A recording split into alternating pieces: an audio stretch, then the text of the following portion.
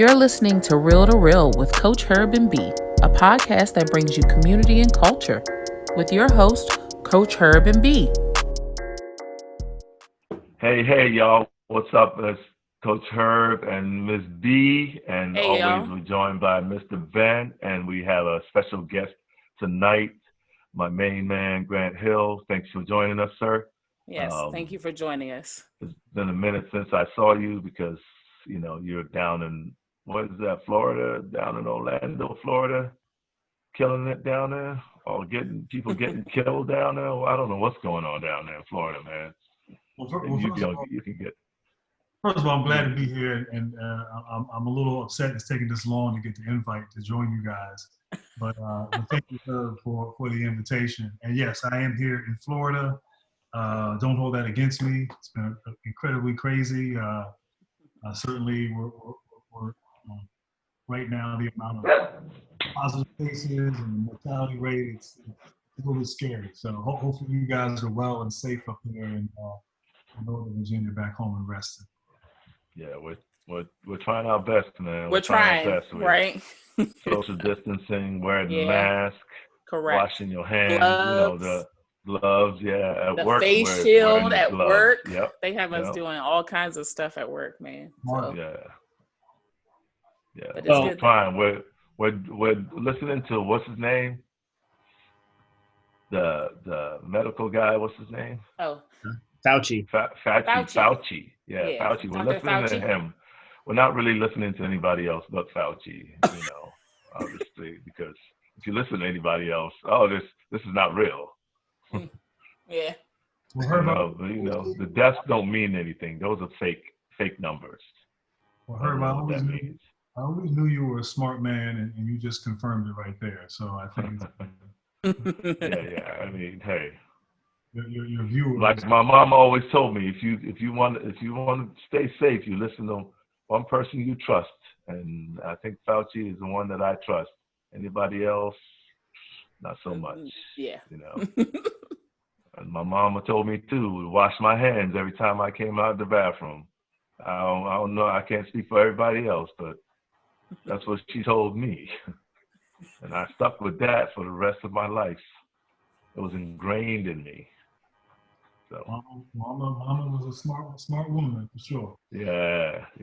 So let's get real, y'all. Let's get this guy talking some stuff and giving us a little bit of his history and background. I'm sure a lot of people know, but there's a few things that they don't know. Like I have one or two stories that I could probably embellish on.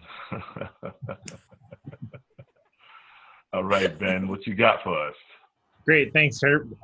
So, Grant, as many of our listeners or audience might know, basketball is obviously has been a big makeup of your life. But has there been other passions or ambitions that you had maybe at a younger age that you're now being able to pursue, or that you're still looking forward to accomplishing now that you are not actively in the NBA as a player, but in other roles?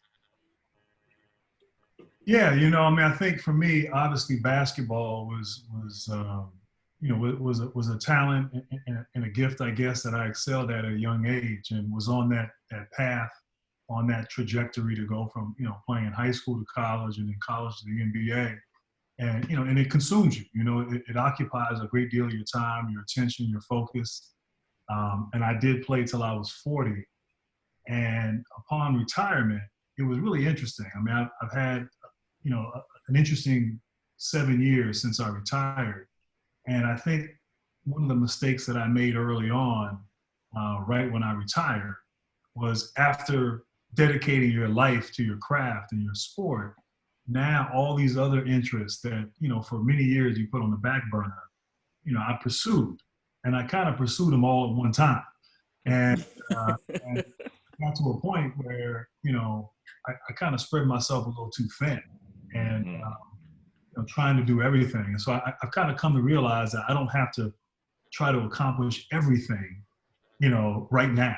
I still have a lot of life to live and a lot of things that I want to do and experience. And so, I've sort of figured out a different rhythm and routine to my life now that, basketball is over with. And so, one of the things that I'm enjoying right now, and something I had an interest in, but I didn't really, I didn't know it was a passion, and that was storytelling.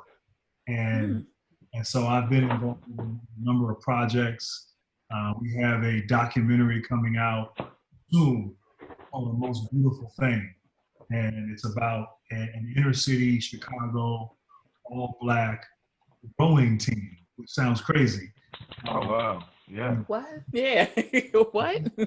90s. And so, this gang infested area, crime ridden, these guys had to endure so much during their lives. And then they get on this team at their high school, and it really helped change their lives. And it was really a powerful story, and an inspiring story. And, to be able to be a part of this project, bring it to life, and now it'll be on the Peacock platform, NBC Universal, next month. But we've had some great reviews, great write-ups. And so that's been fun, sort of seeing it from its infancy all the way now to where we're about to release it. Common, who's from Chicago, narrated the film. Mm-hmm. Oh, cool. Who's a hip hop. That's pretty cool. Yeah, Ninth Wonder. He scored the movie. Dwayne Wade, he came on as an executive producer. So, and Herb, you can speak to this, having been a part, of team sports, but I think it speaks to the beauty of team sports and how team sports, and being a part of something bigger than yourself, learning the values of teamwork and discipline and trust and, collective responsibility. All those values are really foundational for success, and in life. And then I think for young people, and certainly this was for us, you and I, Herb, and countless others that have come through and, Reston and gone to South Lakes or Herndon or what have you, but belonging to, being connected to a group and belonging to something. Like, I think that's important. And I think that really played out in this film. So we're really excited. That's one of the many things that, if you had asked me, 30 years ago, Herb, the idea of filmmaking and telling stories, I probably would have looked at you like I was crazy, but something that has been nurtured, and I've done a few other projects. We have a number of things in the pipeline, and something that something it's fun, and you look at Hollywood, there's a formula. You look at movies like, Rocky and The Blind Side and Remember the Titans. There's all these stories that connect with people and inspire people. And sports is about overcoming hurdles and obstacles and believing you can win and the underdog having a chance. And so we can learn from those type of stories, whether they're fictional or nonfiction. There's something inspiring about them. So to answer your question, that's one of the many things that I enjoy and that I'm actively involved in and excited about. One of the things that's really kind of, quietly become a passion. Awesome. Thank you. I love it. Would you say that maybe there's been one person or maybe a couple people throughout your youth and into your career that has kind of helped attribute to get you to where you are today? Now, I know talking to Herb a few times, he might have thrown his name in the hat for some of those. But in your own words, who might you, contribute that best to? Wow. Well, I think when you, in any industry, any level of success that you reach, there's always people that, that help you along the way. And, I think for me, going back to my childhood, going back to my formative years, obviously my parents, they've been incredible people, incredible influence, and still incredible influences in my life. I think various coaches that I had at different levels. I think of Bruce Monlos. I think of Jim Warren, who coached my AAU team, and he was the head basketball coach at West Springfield. I think of Wendell Bird, who obviously coached at South Lakes. I think of older players, and I mentioned this in my Hall of Fame acceptance speech. That's my sink. I'm sorry. You know, people like Michael Jackson, who played at South Lakes, went to Georgetown, won a championship there. Dennis Scott, who wasn't from Reston, but kind of relocated to Reston and was coming of age in high school and went on to play in college, the NBA. Christy Winters, now I guess say Christy Winters Scott, who was older than me and certainly was one of the best women's basketball players, not just in the area, but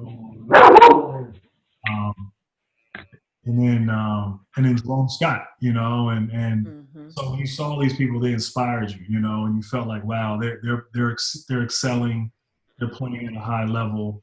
It gave me a source of motivation and inspiration. And then, you know, they're my circle. I mean, you know, my friends. I mean, Herb and Rob and Mike and Daryl. I mean, all of those guys, I think, in some way, shape, or form, influenced me and helped me along the way. Whether that's encouragement, you know, I was the younger one. I was always the young one, sort of hanging out with the older guys. But you know, giving me the permission to pursue excellence and to try to be great. And so, yeah, I mean, there's so many people who have, you know, a hand in, I think, my success. Some were inspirational, some were hands-on, some were coaches, some were teachers. But when I think of, you know, pre-college, I think of all of that. And Reston and South Lakes kind of encompasses all those people and all those influences, you know, way back in the day. Nice. So there you go, Herb. You got a shout out. You're in there. Yeah, you got a shout out. You got a little bit. Good looking out, man. I'm on the show. I had to shout him out, you know. That would have been a little awkward. What year was that you, Greg? You played in that famous year of the basketball. What is that, Herb? What did you say, the year of 89? The 89? Yeah, the 89. The 89 mob was a pretty good squad. I felt, in my opinion, should have won states, but they had a couple of, not including Grant, but other players that I felt like, you know, they could have made it all the way to the championship game. They just hit a bump in the road at the state semis. Couple of tough guys from Hampton, let's just say it like that. And, you know, it didn't quite end up the way I envisioned it. And, you know, that's just me being a friend and a fan. So, you know, I thought, like, I really thought that they were the best team that I've seen collectively in the Northern Virginia area, especially around that time. And I would put them up against anybody, even any South Lake squads that went to any title games or semifinals games now, like from like 80s all the way up to this present time. Like that squad would have given everybody, because they had height, they had athleticism, they had smarts, they had all the pieces that I felt that should have made it all the way to the ship. But, you know, you got to finish the job, I guess. You know, everybody's got there. Well, you know, one thing I've learned, I think we all learn, particularly when we see March Madness, which is, you know, single game elimination. Yeah. The best team doesn't always win. And that's why winning championships is so difficult, it's so incredibly hard. You can't have an off moment. You can't, you know, not be at your best. And certainly I thought, you know, of my 4 years at South Lakes, and certainly hearing you've been in the area for many years, and so you have the benefit of perspective. You've seen a lot of different teams.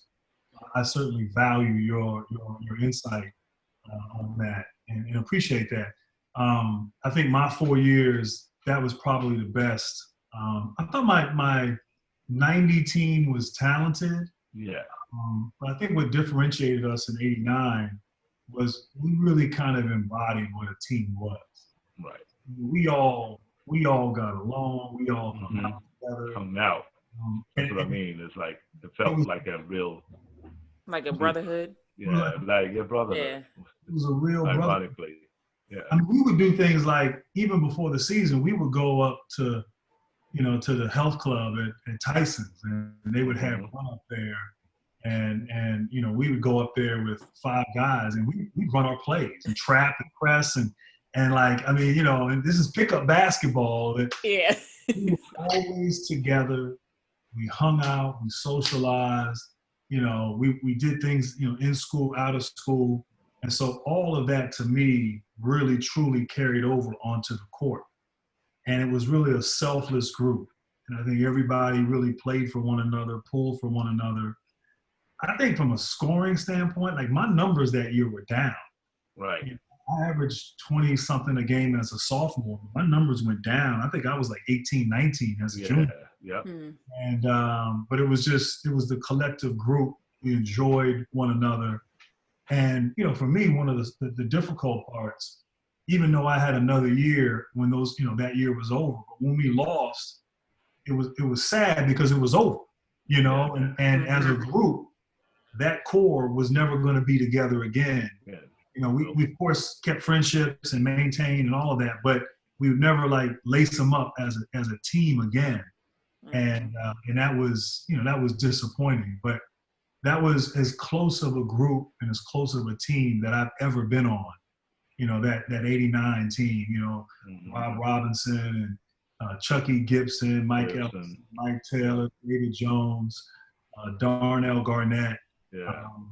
We had a really cool group right there, and you know, came that close. We lost to a very talented, very physical Hampton team. Yeah. But you know, once again, I think, how do you define success? And I think a lot of times we define it by, you know, we've been conditioned. It's about who's the ultimate champion at the end of the day. Right. But those experiences, those memories, that sense of brotherhood, that is what, look, I've won championship. I won an Olympic gold medal. I won 2 championships in college. And really, when you think about it, when I think back on those Duke teams, much like that South Lakes team, you don't think about the games. You don't think about the actual hoisting the trophy. It's those connections and those experiences that are really lasting and that are impactful and that stay with you for the rest of your life. And so, you know, even though we didn't win it in '89, you know, those memories are things that are invaluable and are certainly very precious and near and dear to me. What would you say were maybe some of one or 2 of your biggest challenges to overcome during your playing career, and then even possibly after your playing career and your new profession that you're into? Well, I mean, you know, playing, I think one of the obvious was injuries. I mean, that was something that derailed my career, and certainly, you know, I was on a certain trajectory and then, you know, had a tremendous amount of misfortune right when I was kind of entering, you know, the prime of my career. Yeah, so that was tough. And then, you know, I think, you know, one of the things, if I'm being honest, I think part of my growth and my maturation as a player, I think inherently I always wanted to fit in. I always wanted to be one of the guys, and I think for me, more so in college, getting comfortable with standing out, getting comfortable with, you know, with my talents and my gifts, and getting to a point where, you know, I was okay with the idea of standing out, and that may not make a whole lot of sense, but I think by nature I wanted to fit in, and sometimes you're not meant to fit in, and sometimes you're meant to stand out, and so that was part of my journey, you know, throughout college, and by the time I went through 4 years, and you know, that last year I think really helped prepare me for, you know, the expectations that were to come in the NBA. And so those are just, you know, I have a laundry list of challenges that I faced throughout my career, but those are 2 that stand out. Okay. And then in retirement, it's just, you know, I think every athlete goes through this in some form or fashion. I think the longer you play, the more difficult it is of an adjustment. But the one thing you've done your whole life, and the thing that's defined you, and the thing that's validated you, and the thing that's like been a part of who you are your whole being, and now you no longer can do it. And yes, you're educated. Yes, you prepared yourself. Yes, you have other things to pursue. But sort of getting out of your head that you're no longer a player and now, you have to move forward. That's easier said than done. And so that transition has been, it's been interesting for me, and it's been a more challenging than I thought it would be. And so I miss playing. I miss it dearly. And just as I'm sure anyone, I mean, Herb obviously played, and I'm sure there's a part of you that still misses playing.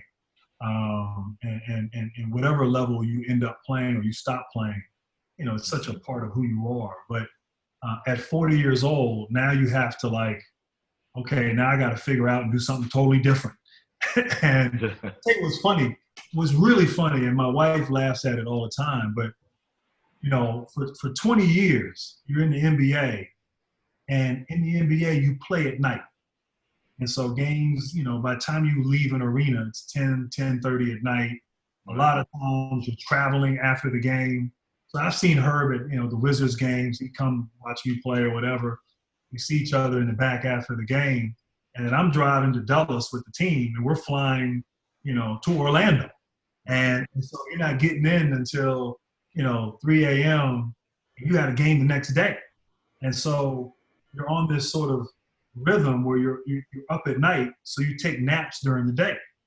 And so from 12 to 2, 1 to 3, you're conditioned to take a nap. And you do that all season, game days, after practice, whatever. And so now as I transition, now a lot of times I'll be in a lunch meeting, and then I'll have a meeting afterwards. And my body's like, hey, it's time to go to sleep. So I know when I have a meeting at 1, 2 o'clock, I'm going to be fighting sleep, but my body is so accustomed to that. And so that's just a small example. But even now, 7 years later, if I've had lunch and I'm sitting down somewhere, or I'm on the couch, forget it. That sounds like us too. And our world is called the itis, right? Yeah, exactly. Right. Once you get the itis, yep.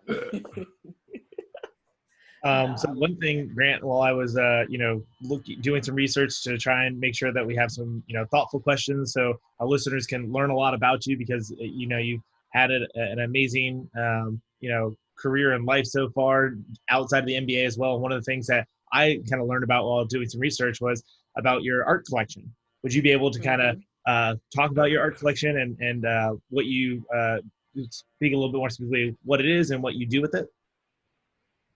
Yeah, I mean that's that's something that my parents, my dad is an avid collector, and I didn't necessarily understand or appreciate it when I was living with my parents and during my formative years. And then when I got to college, I was in Durham, and I had my first apartment my junior year. And at the mall there in Durham, there was this gallery, and there was this artist named Ernie Barnes, who you may or may not have heard of. But Ernie Barnes, his artwork was featured on Good Times. And JJ was a painter, and the images, the paintings that you saw at the beginning and the end of the show, with the elongated figure. With that famous lady like this. Yeah. That was Ernie Barnes. And I found out that he was from Durham.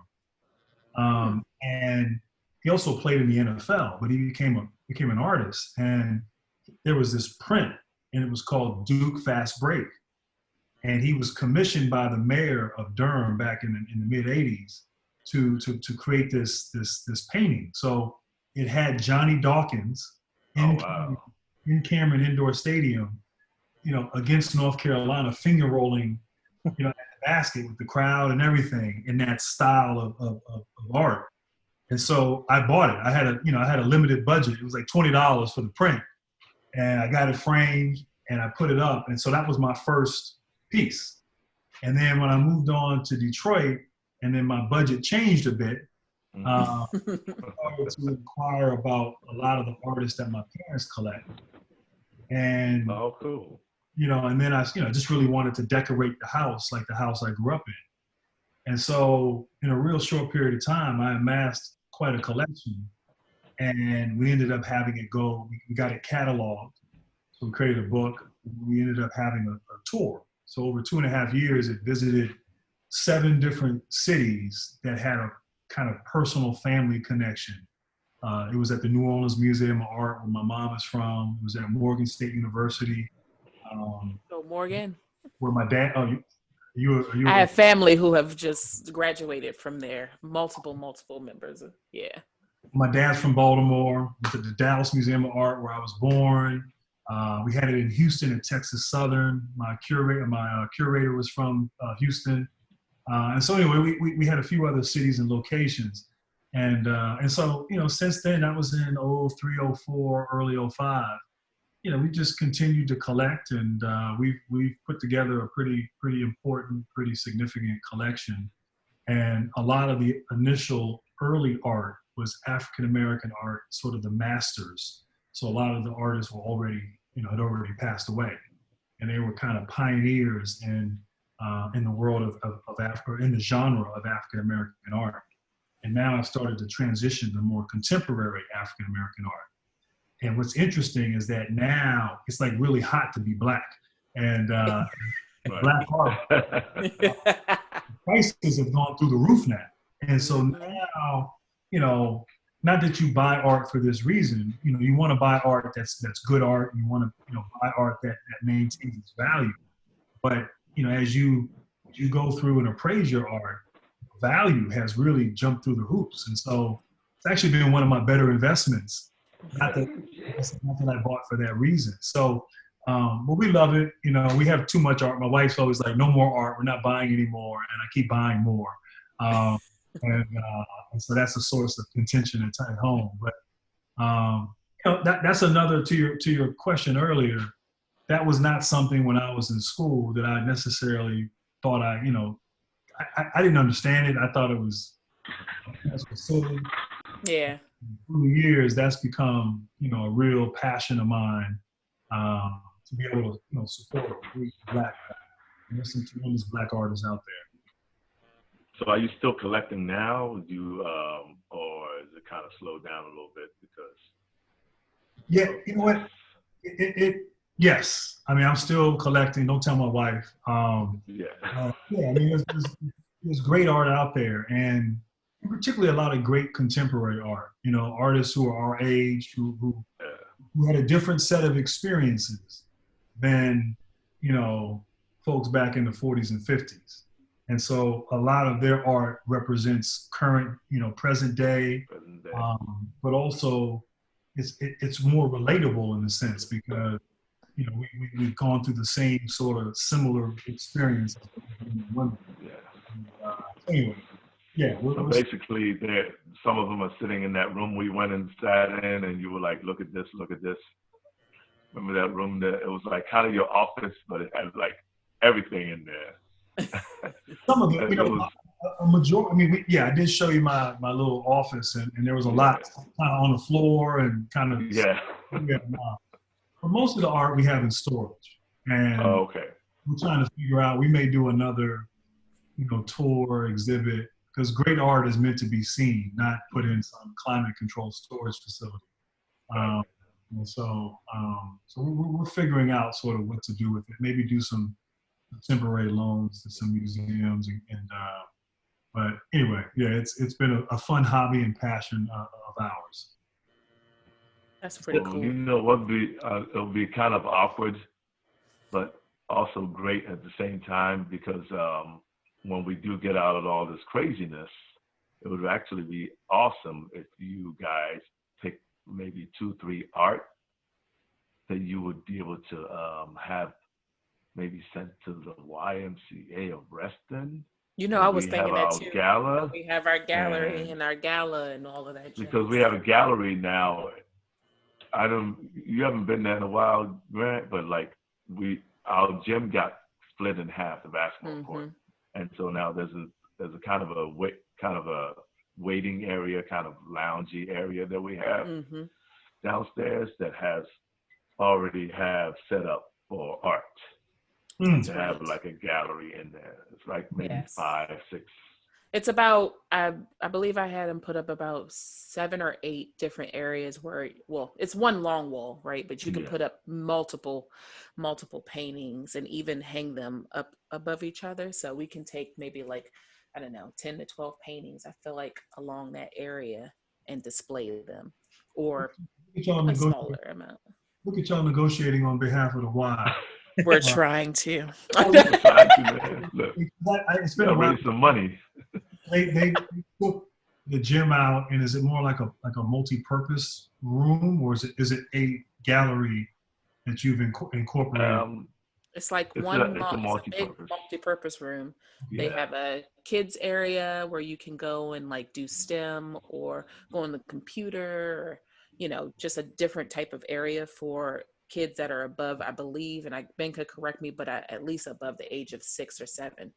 And then you have our gallery area where you can just relax and sit and take in the Wi-Fi and do what you need to do on your electronics. And then we have a wall where we want to display artwork, and we want people from all around to just display their artwork and even sell it if they wanted it to be sold. So it's cool. Yeah. That's the vision. I look forward to checking it out when we get back to some level of when we get back to some level of normalcy, normal, right? Yeah, like how has your family, like even your extended family, as far as your wife's family and you and your mom and dad, how have y'all coped? I guess really haven't really seen each other, right? I mean, it's kind of difficult to get around family members right around this time, because also they're up in age as well, so that's a little concerning too, right? No, it's been tough. You know, I think this is probably the longest time that I've probably gone without seeing my parents. Right. Yeah. I don't think I saw them. It was probably my daughter's birthday in late January. So that was the last time that I think we were scheduled to see them at the Final Four, which obviously was called off. That was heartbreaking, by the way, too. What was that? It was heartbreaking, by the way. It was actually, I don't know, I think we spoke that week, and I was like, yo, gee, y'all can't call this thing off, man. I was like, please don't call it off. I'm coming to Atlanta. My brother lives there. My goddaughter lives there. I'm like, but then, Well, if there's I played safe, though. Well, the next Final Four is in Indianapolis, so you guys will. I know. Is it Indianapolis? Yeah, that's what it said. That's what it's slated to be. Yeah, I think they're going to give him a mulligan and bring it back to Atlanta in a couple of years, though. But we'll see. Yeah. Well, but no, I mean, my parents. I am worried. They're in their 70s, and they're very disciplined, and it's funny. I talk to them every day, and at one point, I don't know, maybe a couple of months ago, I was talking to my mother, and she said that she was kind of not lecturing me, but just, making sure that we're doing all the things necessary on our end. Mm-hmm. How it enters through the mouth and how they gargle. They'll gargle 5-6 times a day, and I'm thinking, y'all don't go nowhere. Like, you're in that. Between gargling at 11 a.m. and 1 p.m. So they got a schedule. Yeah, I was about to say, they just want to make sure they're straight. So you know what? Hey, I'm not mad at it. At least their breath is okay. That's right. Hey, if they have to wear a mask, they don't have to smell it. Correct. At least they don't have. I'm thinking, at least they're taking all the precautions, so I'm not as worried. Like, I know they're doing what they have to do. But we're all inconvenienced, and what my parents up there, we're down here, my in-laws are in Canada. I think all of us, particularly with older family members, we're making sure that they're taking the necessary precautions and following the guidelines, and so I know my in-laws are doing that. My parents are doing that. And I know we're doing that, and so that's the most important thing. Do you find yourself have you been doing any Zoom calls with them though? Are they able to do that? Yeah, my dad is not a big tech, he just got a cell phone. So he's not, like I'll maybe in the last week. Calvin. But and really the reason he got it was so I could send pictures of my children. Yep. And so he knows how to receive the pictures and kind But of nothing else. That's No. how to like return. I texted him one time, man. It was the funniest thing. I texted him one time, and he called me back. And I was like, oh, you could have just texted me back, right? And he was like, what? No, I want to talk to you, man. I was like, okay, but I mean, I was just texting you. My dad's like, he's always said that he doesn't believe in texting or emailing. He says it's Right.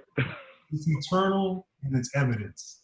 And so, he's not a big texter, but I've been on a couple Zoom, panel discussions and things with my mom, a couple of those, but I've been on this Zoom a lot. Like like I didn't even know what Zoom was a year ago. I know, isn't that crazy? I mean, just think about the people that invested in Zoom. I know, right? But I have this theory, and I want to get y'all's thoughts on it. So Zoom has been great because it's allowed us to see each other and socially continue to interact. I know, Herb, we've had a couple of Zoom, Mm-hmm. You invited me to a couple of Zoom calls with some former Seahawks. I know from a business standpoint now, business can still survive during this COVID crisis. Mm-hmm. Yeah. But it's really interesting that I feel like technology, it gives us the illusion of being connected. And so let me expound on that. So her, I know her, we've known each other for 30 plus years, which is crazy to even say. Can't believe it. Right. But if I follow Herb on social media and I see what he's doing, what he's posting, and I feel like I'm connected and vice versa. Now, the reality is he's only showing what he wants everybody to see. Yeah. And so instead of picking up the phone and calling her, or instead of texting her, it's almost like I don't need to do that because I can go right here and see what he's doing. Yeah. What he's doing. Mm-hmm. Yeah. We start thinking about Amazon and how we shop, and we used to go to malls and we'd go in stores and we'd see people, and you go to even now grocery stores, and now you can get groceries delivered. And I literally order everything. I'll drive up and pick it up, and they'll put it in your truck, and you just leave. Exactly. Exactly. So we've all experienced that, and that's my point. And so technology was invented to provide convenience for all of us, and it has. But even going to the grocery store, like you go every Saturday morning, you're going to see people in your community. You're going to see that teller. Mm-hmm. You're contributing to the social fabric of your community. You go to a restaurant, you go there, you're going to see the waiter, the people there. You're part of that community in that restaurant. And it's almost like, and it's really been magnified during this COVID, obviously, but it's like, I don't know, like I feel like we're wired for connection. Yes. If you go back, allow me to, I'm sorry, I know I'm on my little soapbox. No, you're fine, because that's exactly what's happening. But we're wired for connection. We're wired since the hunter-gatherers to work together in collaboration. And even with Zoom, I think you're going to see businesses coming out of this saying, hey, why do we have all this office space? We'll go from 3,000 square feet to 700 square feet, and we'll have most of our employees work from home. And so, making it convenient, but you're losing that connectivity. Yeah. And I just think it's interesting as we sort of are the guinea pigs with technology and social media, how it almost can provide a bit of an illusion. Maybe I'm wrong, but that's my. Nah, man, I was just talking about that. I was just talking about that the other day because I'm a people person. I'm always trying to I talk to a lot of people, to a lot of different people.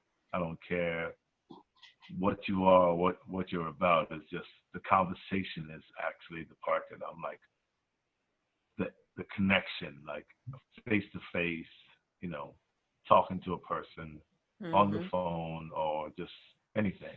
And it's just weird to me that people they're trying to turn us into introverts, basically.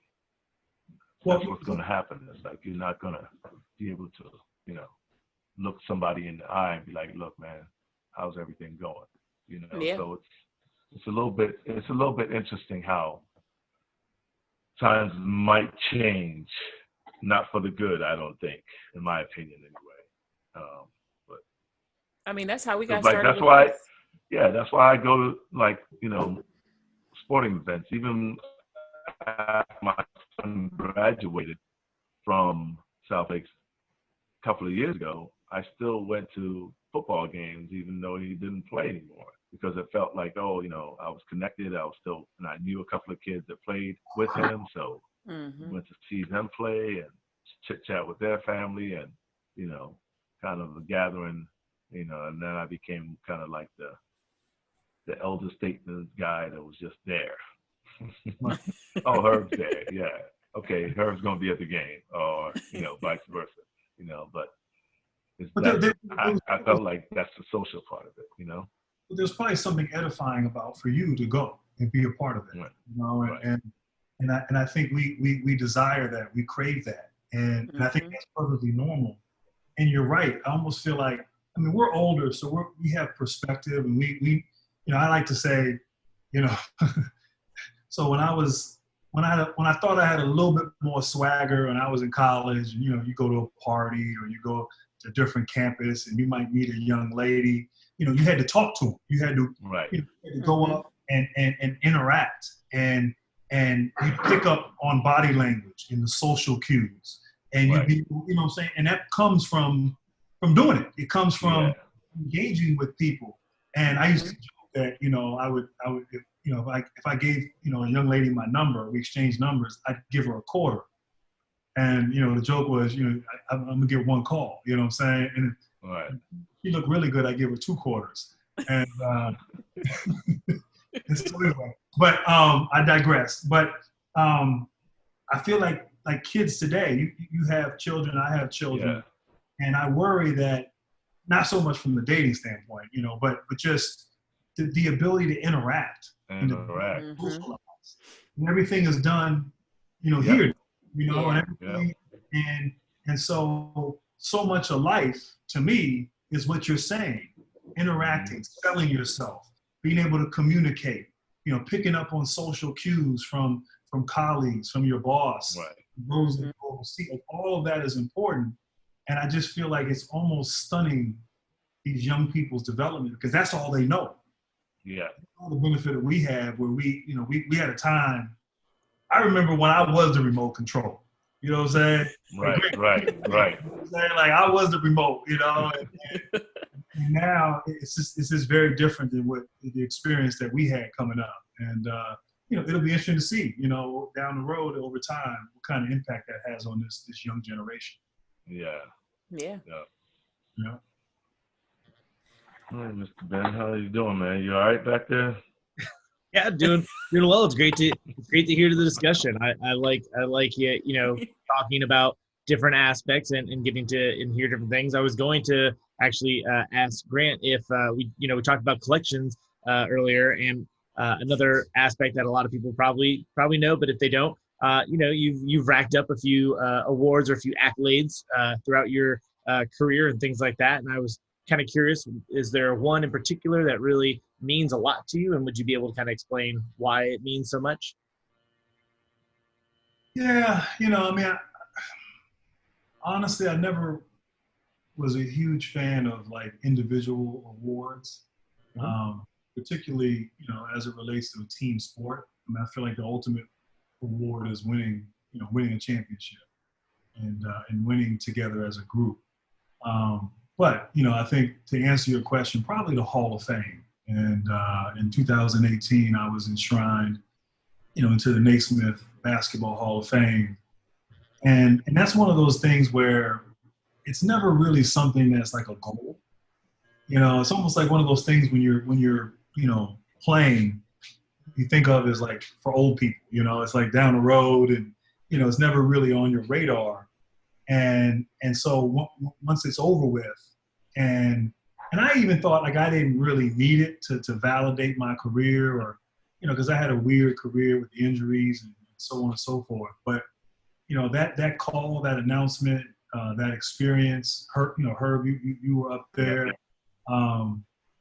It just, it just kind of like whatever, I felt like because of my injury, and I fought through that, and I came back and I played, and I wasn't the same. I was more of a role player, but I felt like my career was incomplete, and I felt like I just never got the chance to see it all the way through and see what could have been, and that bothered me. That bothered me while I was when I came back and I played. It bothered me in retirement, and so it was almost like, it was almost like all of that was sort of released, and now it's like you're in this rarefied air. It just kind of validated my career to myself, and so it was just weird. Anyway, that probably was the ultimate, and to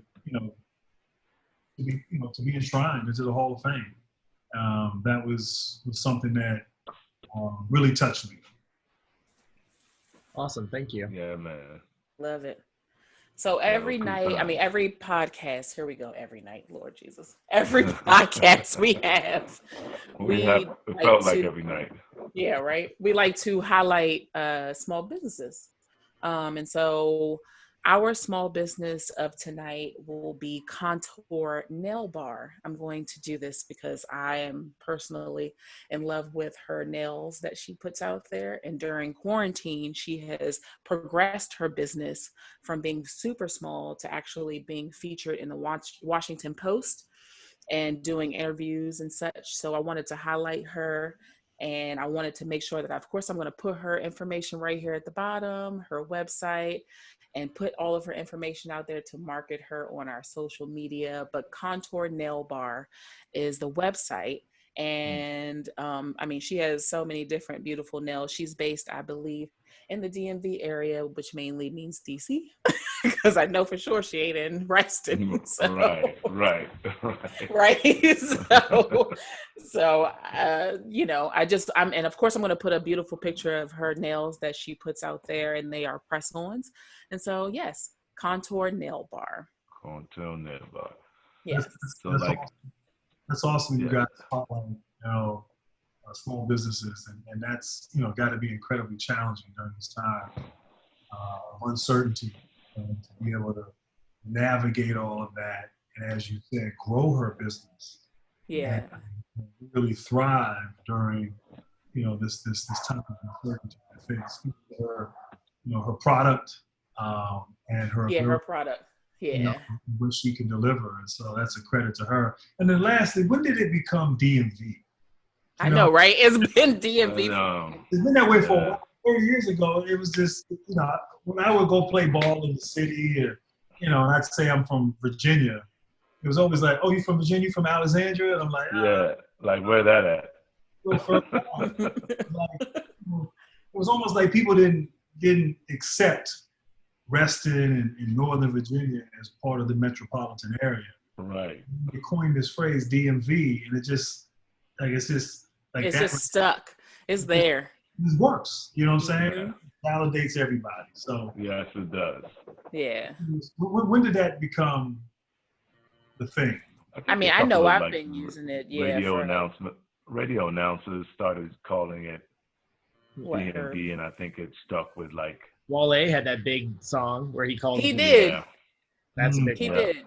Yeah. And I actually really listened to him recently and might have heard that song. But yes. Yeah, I feel like it's been a few years, at least, because I graduated high school in 2006, and I know we've been using it at least since like 2010, 2011. She went to. That's sad. She went to Wakefield, man. I did go to Wakefield. Yes. Can't all be Seahawks, Herb. You can't all be Seahawks. That's right. You can't all be Seahawks. Okay, sir. Against y'all. Appreciate because Mr. Ben over there went to Lake Braddock, which Brilliant. They weren't. It's kind of weird because you would think that all of these bigger schools like at Lake Braddock, these secondary schools would have been more competitive basketball-wise back in our day, but they really weren't. No. And I don't know whether it was the demographics or whether it was just we were just head over heel. above everybody, pretty much. I don't know. I like that you said that. Just say it. Yeah. We were up here. We were up here, and everybody else was. There was some competition. Two things about what Herb said. I mean, one, I remember Lake Braddock had a massive gym, like Robinson High School.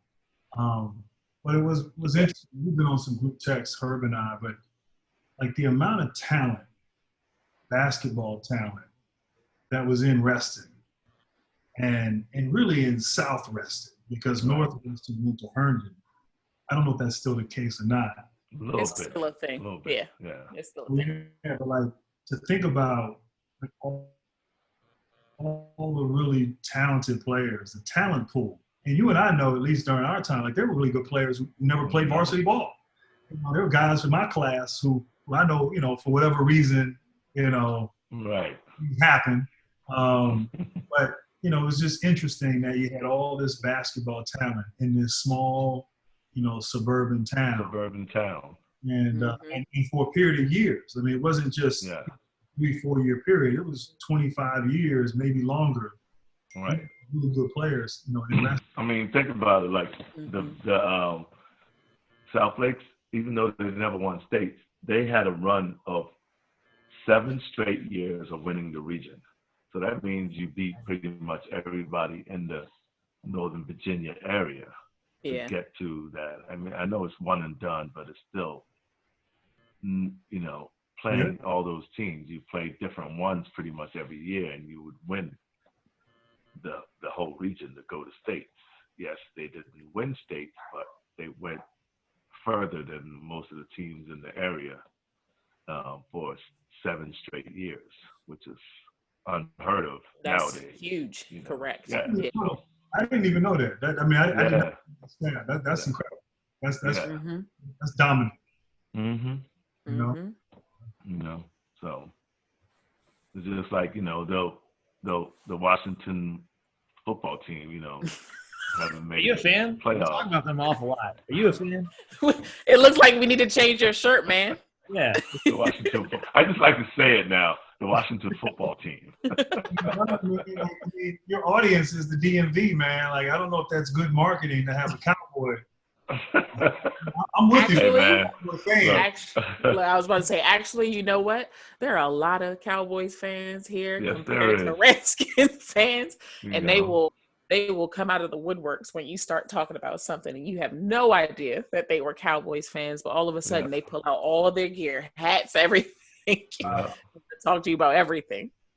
The DMV is deep with Cowboys fans. It's very surprising when you go out to like even a Cowboys Redskins game, and all the Cowboys majority of the stadium is like Cowboys fans, and you're like, oh, I don't feel so bad. Like, I don't need to go to Texas to go to a game. I can enjoy it here.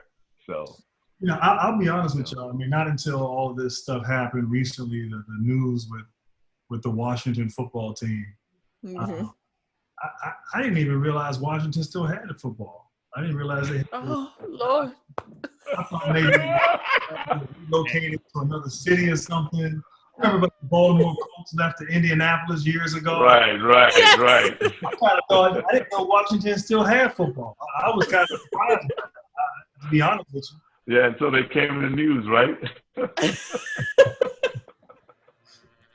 I like that. Just wrote them off. Just say, you know what, y'all? You know, it's an article to have them come back up to relevance.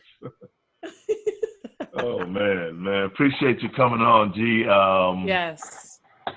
You know, we'll probably try to get you on again, since, you know, I think it was a great conversation. It was awesome. It gave us a lot of insight on, you know, what I've known about you, but, you know, for our audience to hopefully get a little bit of insight about you, and what we're trying to do on this podcast is actually kind of get real with everybody and try to give them a little bit of a piece of different life and different social aspects and different levels of people. So we appreciate you coming on, man, and, you know, let's just give a little shout out to Ben. He's always kind of on top of things for us. Ben makes up all the awesome questions. Do not think that it's me or Herb, okay? Because he's basically the good minority, as we say, you know. Yes, he's the one who keeps us together.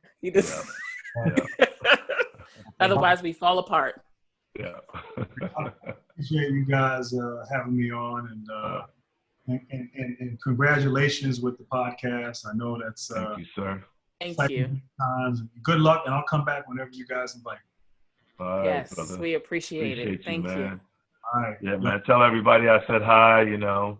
Likewise. My mom is getting up in age, and she keeps pulling out suitcases of African prints all of a sudden. So now she's like, oh, you know what? I want you to send this to Grant. Do you think his wife will wear this? And I'm like, I don't know, Mom. I mean, we're all from the motherland, so I guess she would. So you might be seeing something in the mail sometime soon, man. You know, maybe put it in the garage for a couple of days just so it can get all the Rona off. Corona off of it. Just let it sit. Just let it sit so all the Rona just falls off. It's not going to be food, so don't worry about it. There's no perishables in there. We spray the packages with Lysol. That's right. Yeah. Yes, that's right. Oh my gosh. I think Lysol has probably made the most money out of everybody. We're worried about Zoom stock, and we should have been putting into Lysol and antibacterial stuff. I know, it's crazy. Yo, I enjoy it. I got to run. Yeah, same here. Yeah. But you guys be good, man, and stay safe. Thank you. The Real to Real podcast is presented by Herbert Williams Beffo and Bianca Moskaitis. Our producer is Ben Runyon. Our technical director is Nick Patry. Audio and video lead is Megan Kotner. If you enjoyed this episode, please follow and like us on Facebook and Instagram at Real to Real, and subscribe to us on Apple Podcasts, Spotify, Podbean, or anywhere else podcasts are found. While you're at it, if you found value in this show, we'd appreciate a rating on iTunes. It's been real with Coach Herb and B.